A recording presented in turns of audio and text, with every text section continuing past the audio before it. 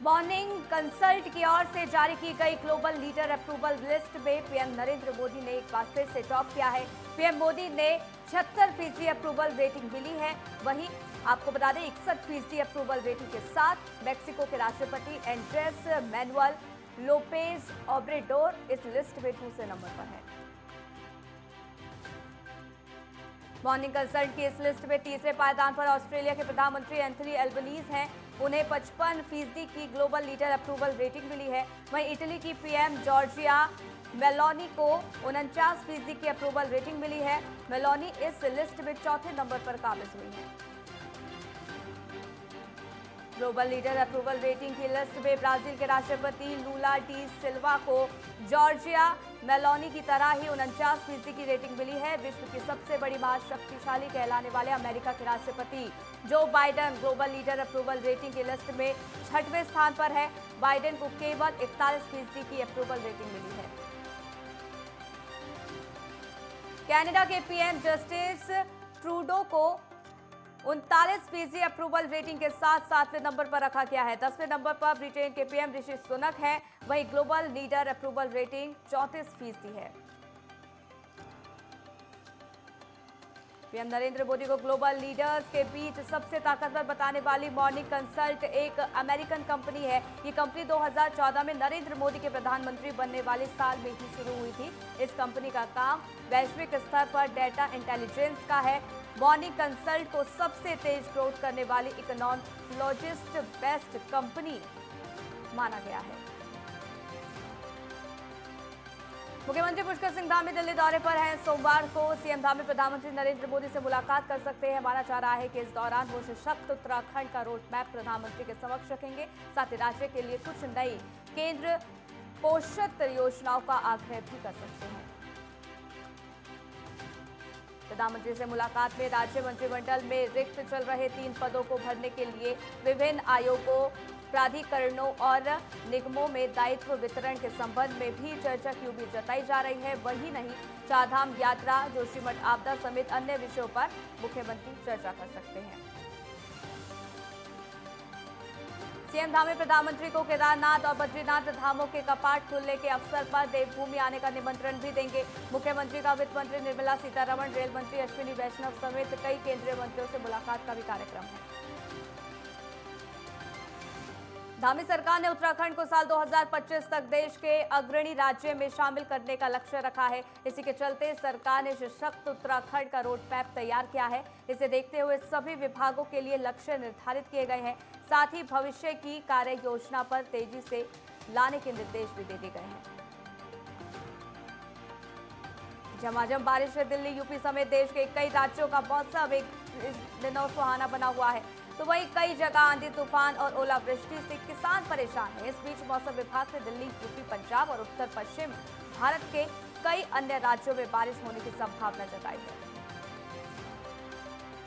मौसम विभाग का कहना है कि 3 से 4 अप्रैल तक इन राज्यों में झमाझम बारिश के साथ आंधी और ओलावृष्टि की संभावना भी है। वहीं हिमाचल प्रदेश, उत्तराखंड, हरियाणा, राजस्थान और जम्मू कश्मीर में भी बारिश की संभावना जताई है। इस बीच रविवार को अरुणाचल प्रदेश, असम, मेघालय, नागालैंड, मणिपुर, मिजोरम, त्रिपुरा में हल्की बारिश जारी रहेगी। मौसम विभाग का कहना है कि 3 और 4 अप्रैल को उत्तर पश्चिम भारत में बारिश, गरज और ओलावृष्टि की संभावना है। वहीं पूर्वोत्तर भारत में 5 अप्रैल तक हल्की मध्यम बारिश, बिजली और तेज हवाएं चलने की संभावना जताई है। मौसम विभाग ने आंध्र प्रदेश, तेलंगाना, दक्षिण कर्नाटक, तमिलनाडु और केरल में बिजली और तेज हवाओं के साथ हल्की से मध्यम बारिश होने की भविष्यवाणी की है। वहीं राजस्थान के कई हिस्सों में 2 दिन से बारिश का दौर जारी है, तो जयपुर समेत विभिन्न स्थानों पर धूप खिली है। मौसम विभाग का कहना है कि राज्य में एक नया पश्चिमी विक्षोभ सोमवार 3 अप्रैल से सक्रिय हो सकता है। नया पश्चिमी विक्षोभ सक्रिय होने से जोधपुर, बीकानेर संभाग और शेखावटी क्षेत्र में कहीं कहीं मेघ गर्जन के साथ हल्की बारिश होने और अचानक तेज हवाएं चलने की संभावना है, जबकि 5 अप्रैल से राज्य में पुनः मौसम के शुष्क रहने की संभावना है। दिल्ली में कोरोना वायरस के नए मामलों की रफ्तार लगातार तेज होती नजर आ रही है। राजधानी में शनिवार को कोरोना वायरस के 400 से ज्यादा नए केस सामने आए हैं, जिसके बाद कोरोना वायरस के मामलों की संक्रमण दर बढ़कर 14% के पार हो गई है। बीते 24 घंटे के दौरान दिल्ली में 2,895 टेस्ट में से 416 मामले पॉजिटिव पाए गए, जबकि संक्रमण दर 14.37% हो गई है। बीते 24 घंटे के दौरान एक मरीज की मौत भी हुई है। हालांकि हेल्थ बुलेटिन के अनुसार मौत का कारण कोरोना नहीं है। देश में पिछले 24 घंटे के अंदर कोरोना वायरस संक्रमण के 3,823 नए मामले सामने आए हैं। इस अवधि के दौरान 1,784 संक्रमित मरीज ठीक भी हो गए हैं, जबकि 4 मरीजों की मौत हो गई है। देश में कोरोना के 3,000 से ज्यादा मामले सामने आए। महाराष्ट्र में पिछले 24 घंटे में 669 नए कोरोना के मामले सामने आए हैं। इस मामले के साथ ही राज्य में कुल एक्टिव मामलों की संख्या बढ़कर 3,324 हो गई है। देश में कोरोना के कुल 16,354 सक्रिय मामले हैं। वहीं शुक्रवार को भारत में कोरोना के 3,095 मामले सामने आए थे। रायपुर में मुख्यमंत्री बघेल दुर्ग ग्रामीण विधानसभा क्षेत्र के ग्राम पुरई में भेंट मुलाकात समेत जिले के विभिन्न गांव में आयोजित कार्यक्रम में शामिल हुए। मुख्यमंत्री ने महात्मा गांधी और दाऊ स्वर्गीय प्यारेलाल बेलचंदन की प्रतिमा का अनावरण भी किया। फिरोजाबाद में पैसे मांगने को लेकर युवक के साथ जमकर मारपीट की गई घटना का वीडियो सोशल मीडिया पर जमकर वायरल हो रहा है। पीड़ित ने थाने पहुंचकर पुलिस को पूरे मामले से अवगत कराया। पुलिस ने मामले में मुकदमा दर्ज कर लिया है और आवश्यक कार्रवाई शुरू कर दी है। फिरोजाबाद के मुख्य चिकित्सा अधिकारी ने सभी कर्मचारियों को वक्त पर अस्पताल आने की हिदायत दी है और उन्होंने एक कर्मचारी की ड्यूटी लगाई है कि वह सुबह ही हाजिरी रजिस्टर लेकर हर कक्ष में पहुंचेगा। यहां पर कर्मचारी की हाजिरी लगाने के साथ ही डॉक्टर से हस्ताक्षर कराए जाएंगे। मेरठ में उमेश पाल हत्याकांड मामले में अतीक अहमद के बहनोई अखलाक को पुलिस ने गिरफ्तार कर लिया है। एसटीएफ मेरठ यूनिट और प्रयागराज पुलिस ने अतीक के बहनोई अखलाक को गिरफ्तार किया है, जिसके बाद प्रयागराज पुलिस उसे अपने साथ ले गई। प्रयागराज पुलिस ने उमेश पाल हत्याकांड के शूटरों को संरक्षण देने और उन्हें आर्थिक मदद देने के मामले में अखलाक को साजिश में शामिल होने के आरोप में गिरफ्तार किया है। अखलाक मेरठ के सूरजकुंड इलाके का रहने वाला है। प्रदेश के सीएम पुष्कर सिंह धामी ने केंद्र सरकार और प्रधानमंत्री नरेंद्र मोदी का धन्यवाद करते हुए कहा है कि मैं प्रधानमंत्री का धन्यवाद करता हूं क्योंकि इस साल हमें सेंट्रल गवर्नमेंट की सारी योजनाएं मिली है। इसके साथ ही पूर्व में रखी गई केंद्र सरकार की योजनाओं की स्वीकृति भी प्रदेश को मिल गई है। सीएम पुष्कर सिंह धामी सचिवालय स्थित आपदा प्रबंधन केंद्र पहुंचे और अधिकारियों के साथ बारिश से हो रहे नुकसान की समीक्षा की। मुख्यमंत्री ने अधिकारियों को सतर्क रहने के निर्देश दिए हैं। साथ ही आपदा प्रबंधन सचिव को सभी जिलाधिकारियों से समन्वय बनाने को कहा है। धामी सरकार का 1 वर्ष का कार्यकाल पूरा हो चुका है। इस कार्यकाल को जहां सरकार 1 साल नई मिसाल कार्यक्रम के तहत चिकित्सा सेवा शिविर लगवाकर अपनी उपलब्धियों को गिनवा रही है, तो वहीं 1 साल नई मिसाल के तहत विधायक भी क्षेत्रों में किए गए विकास कार्यों को गिनाने में लगे हैं। राहुल गांधी की सदस्यता रद्द होने पर कांग्रेस देश भर में प्रदर्शन कर रही है। कांग्रेस के महानगर अध्यक्ष राजेंद्र चौधरी ने प्रेस कॉन्फ्रेंस की और केंद्र सरकार पर निशाना साधा। उन्होंने कहा कि आर्थिक घोटाले की जांच के लिए जेपीसी के गठन की मांग करने के चलते आपको बता दें कि साजिशन राहुल गांधी की सदस्यता रद्द की गई। राहुल गांधी की सदस्यता समाप्त किए जाने के बाद से ही कांग्रेस केंद्र सरकार पर हमलावर है। वहीं उत्तराखंड के नेता प्रतिपक्ष यशपाल आर्य और उप नेता प्रतिपक्ष भुवन कापड़ी ने रुद्रपुर में प्रेस कॉन्फ्रेंस की। इस दौरान दोनों नेताओं ने सरकार पर निशाना साधा। यशपाल आर्य ने कहा कि बीजेपी सरकार लोकतंत्र की हत्या कर रही है। प्रदेश सरकार का अवैध अतिक्रमण के खिलाफ अभियान जारी है। पीडब्ल्यूडी विभाग ने इसके पैठानी बाजार में अतिक्रमण को हटाने के लिए तैयारियां पूरी कर ली है, लेकिन प्रशासन की इस कार्रवाई का पैठानी बाजार के व्यापारी और स्थानीय लोग विरोध कर रहे हैं। बीजेपी ने आगामी चुनावों के मद्देनजर कमर कस ली है। इसी कड़ी में 8 अप्रैल से 3 दिवसीय प्रशिक्षण शिविर का आयोजन किया जा रहा है, जिसमें विधायकों को प्रशिक्षण दिया जाएगा। शिविर में पीएम मोदी, राष्ट्रीय अध्यक्ष जेपी नड्डा विधायकों को वर्चुअली संबोधित करेंगे। बदायूं के लभारी गांव में जल नल योजना के तहत टंकी कार्य का निर्माण चल रहा है। टंकी कार्य के निर्माण में घटिया सामग्री को लेकर ग्रामीणों ने जमकर प्रदर्शन किया और निर्माण कार्य को रुकवाया। ग्रामीणों के मुताबिक टंकी निर्माण में घटिया क्वालिटी का सामान इस्तेमाल करने का आरोप लगाया। शाहजहांपुर में सहरा मऊ दक्षिणी पुलिस एवं एसओजी टीम ने नकली नोट छापने वाले गैंग का खुलासा किया है। गिरोह के 2 सदस्यों के पास से 49,000 रुपए के नकली नोट और नकली नोट छापने के उपकरण बरामद किए गए। राहुल गांधी की सदस्यता रद्द होने के बाद कांग्रेस में आक्रोश देखा जा रहा है। धर्मपुर कोर्टयार्ड में कांग्रेस राजस्थान प्रभारी विवेक बंसल पहुंचे और केंद्र सरकार पर निशाना साधा। उन्होंने राहुल गांधी की सदस्यता रद्द होने को लेकर सरकार को साजिश करार दिया है। उन्होंने सरकार पर लोकतंत्र की आवाज दबाने का आरोप लगाया। मुरादाबाद कमिश्नर आंजनेय कुमार सिंह कलेक्ट्रेट के वार्षिक निरीक्षण के लिए बिजनौर पहुंचे। इस दौरान आंजनेय कुमार सिंह ने कलेक्ट्रेट में नवनिर्मित जिला खनिज कमांड सेंटर का उद्घाटन किया। मुख्य कन्यादान योजना गरीब और कमजोर तबके के लोगों के लिए वरदान साबित हो रही है। शहडोल के नगरपालिका धनपुरी के हिंडोरिया स्टेडियम में सामूहिक विवाह कार्यक्रम में कुल 198 जोड़ों ने पवित्र वेद मंत्रों के साथ अग्नि के फेरे लिए। इंदौर में पूर्व मुख्यमंत्री कमलनाथ ने अवैध निर्माण को लेकर बड़ा बयान दिया है। उन्होंने कहा कि स्थानीय निवासियों ने अवैध निर्माण की शिकायत की है। उन्होंने कहा कि 7 दिनों में अवैध निर्माण तोड़ा जाए, वरना अवैध निर्माण और दोषियों के खिलाफ हम बोल जाएंगे। बुलंदशहर के कनैनी गांव में युवती का शव बरामद हुआ है। युवती के गले में रस्सी के निशान मिले हैं। युवती की हत्या की आशंका जताई जा रही है। बहरहाल पुलिस मामले की जांच में जुटी है। यूपी के स्कूलों में शैक्षणिक सत्र की शुरुआत हो गई है। प्रदेश भर के सरकारी स्कूलों में पहले ही दिन कक्षा 3 से कक्षा 8 तक के छात्रों को किताबें बांटी गई। गाजियाबाद के दासना गेट की स्थित कंपोजिट विद्यालय में भी किताबें बांटी गई हैं। प्रधानाचार्य ने बच्चों को संबोधित करते हुए उनका उत्साहवर्धन किया। मध्य प्रदेश में विधानसभा चुनावों से पहले ही राजनीतिक चहलकदमी तेज हो गई है। चुनाव में दावेदारी जता रहे नेताओं द्वारा अपनी तैयारियां भी शुरू कर दी गई है। अंबाला में इन दिनों आवारा कुत्तों का आतंक थमने का नाम नहीं ले रहा है। आम जनता अपने घरों से निकलने के लिए डर रही है। बीते 1 महीने में लगभग 1200 से ज्यादा लोगों को रेबीज के इंजेक्शन लगाने पड़े हैं। नगर निगम ने भी कुत्तों की नसबंदी के लिए टेंडर लगा दिए हैं। इसी बीच रुकते हैं एक छोटे से ब्रेक के लिए, जल्द हाजिर होते हैं।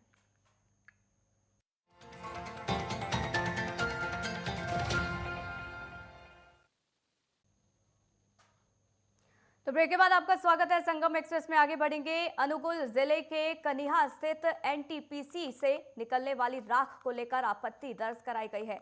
समाज सेवियों ने अनुगुल जलाधीश के शिकायत कक्ष की दहलीज में दस्तक देते हुए लिखित शिकायत दर्ज कराई है। शिकायत के बाद प्रशासन द्वारा तालचेर उप जलाधीश विश्व रंजन रथ को तफ्तीश के लिए जिम्मेदार सौंपी है।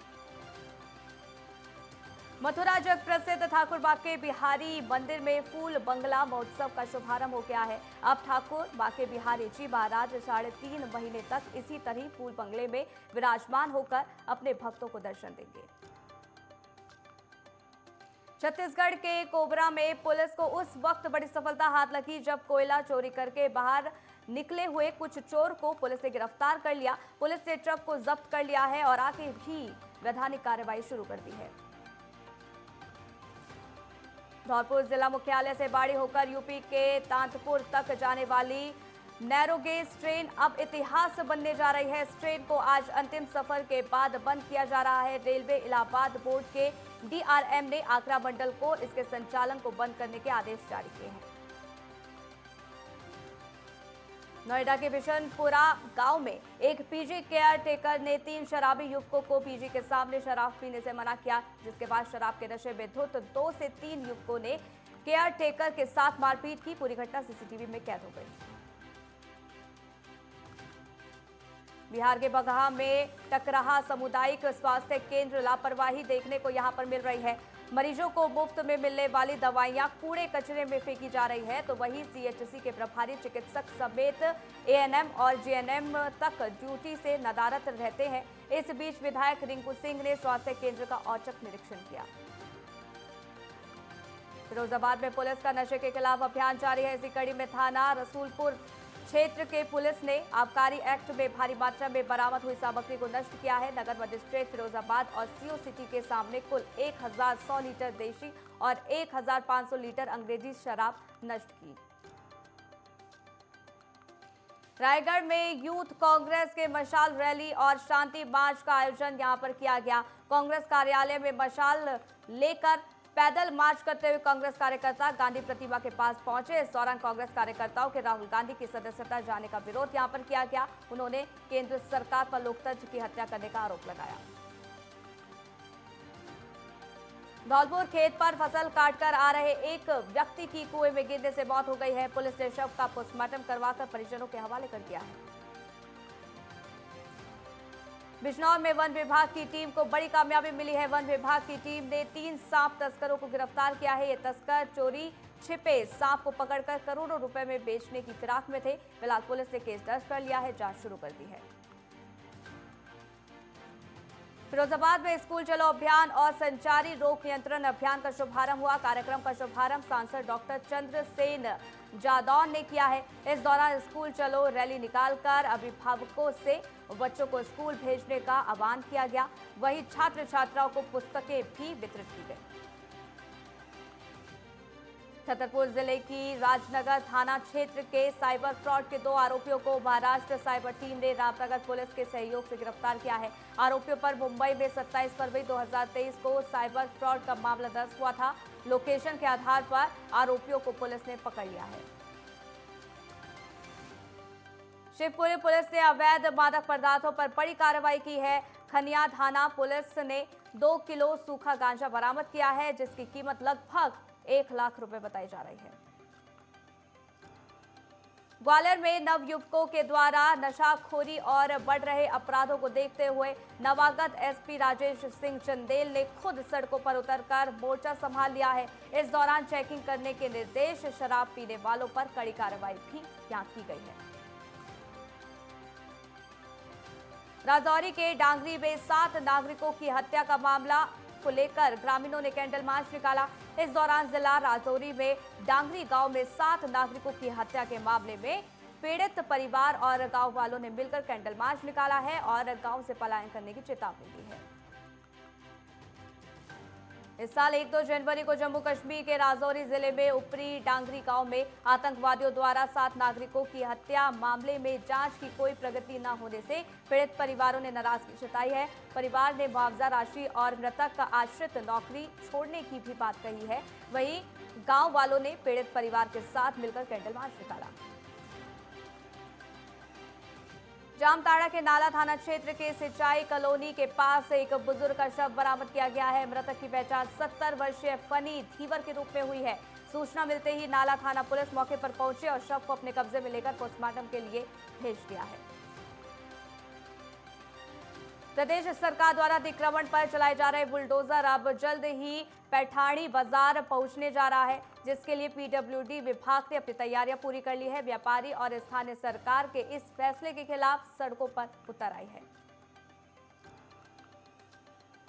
हापुड़ के पिलखुआ स्थित गांव हावल में रुपयों के लेन देन को लेकर 2 पक्षों में मारपीट हो गई, जिसके बाद फायरिंग हुई, जिसमें एक पक्ष के 2 युवकों को गोलियां लगी हैं। मौके पर मौजूद लोगों ने गोली चलाने वाले युवक की पिटाई की।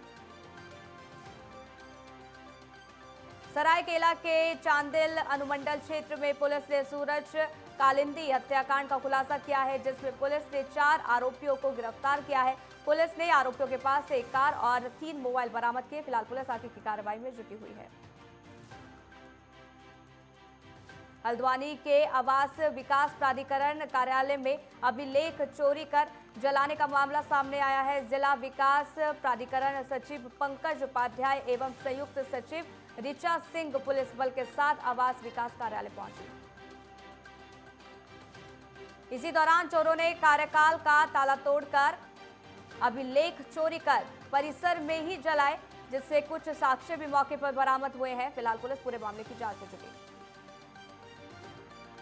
गढ़चिरौली में पुलिस और नक्सलियों में मुठभेड़ हो गई है। मुठभेड़ में पुलिस ने एक नक्सली को मार गिराया है। बताया जा रहा है कि नक्सली पर 2 लाख का इनाम घोषित था और घटनास्थल से नक्सली सामग्री बरामद की गई है। नक्सली अलग अलग जगह पर कई घटनाओं में शामिल था। ओडिशा में 1 अप्रैल को उत्कल दिवस मनाया गया। ओडिशा राज्य आधारित भाषा बनाने वाला भारत का पहला राज्य है। हर साल इस दिन राज्य सांस्कृतिक कार्यक्रम, परेडों और झंडा स्थापना अभिषेक विधियों के साथ उत्कल दिवस मनाया जाता है। सामुदायिक नेता और राजनेता देश के उत्कर्ष और इतिहास को उजागर करने वाले भाषण देते हैं। ये आयोजन ओडिशा के लोगों के लिए उनकी सांस्कृतिक विरासत और राज्य द्वारा किए गए प्रगति का जश्न मनाने का अवसर प्रदान करता है। ओडिशा भगवान जगन्नाथ के भूमि के रूप में भी जाना जाता है। एटा में प्रशासन ने अवैध अतिक्रमण अभियान चलाया। इस दौरान जाम से निजात दिलाने के लिए ऑटो स्टैंड चिन्हित किए गए। वहीं बसों को बस स्टैंड में खड़ी करने के लिए गाइडलाइंस जारी की गई। इस दौरान रोड पर खड़ी हुई रोडवेज बसों का चालान किया जाएगा। वहीं नगर पालिका जल्द चिन्हित कर ऑटो स्टैंड बनाएगी। यह अतिक्रमण हटाओ अभियान बस स्टैंड पर चलाया गया। एमपी का शहडोल अत्यधिक पिछड़े क्षेत्र वाला आदिवासी बाहुल्य जिला है। लंबे समय से गरीब हरिजन आदिवासी रह रहे हैं। संभाग में पिछले 13-14 वर्षों से पैसे वालों का गिरोह भू माफियाओं के रूप में कार्यरत है। ग्वालियर के इंदरगंज थाना क्षेत्र के जिला न्यायालय परिसर से एक आरोपी के फरार होने के मामले में कोर्ट की सूचना पर इंदरगंज थाना पुलिस ने अपराध पंजीबद्ध कर आरोपी की तलाश शुरू कर दी है। बिलासपुर के बहुचर्चित बिल्डर्स किशोर ग्वालानी सहित बड़े बड़े नामी गिरामी और रसूखदार जुआरी ग्वालवी चैंबर्स में बैठकर बड़े आराम से जुआ खेल रहे थे। मुखबिर की सूचना मिलते ही पुलिस मौके पर पहुंची, छापेमारी की, जिसमें 8 जुआरियों को पुलिस ने पकड़ा और फिलहाल पुलिस आगे की कार्रवाई में जुटी। बीजापुर में पुलिस और नक्सलियों के बीच मुठभेड़ हो गई है, जिसमें पुलिस ने 3 नक्सली के घायल होने का दावा किया है। साथ ही पुलिस को घटनास्थल पर विस्फोटक सामान भी बरामद हुआ है। हालांकि पुलिस बल के किसी सदस्य को कोई नुकसान नहीं हुआ है।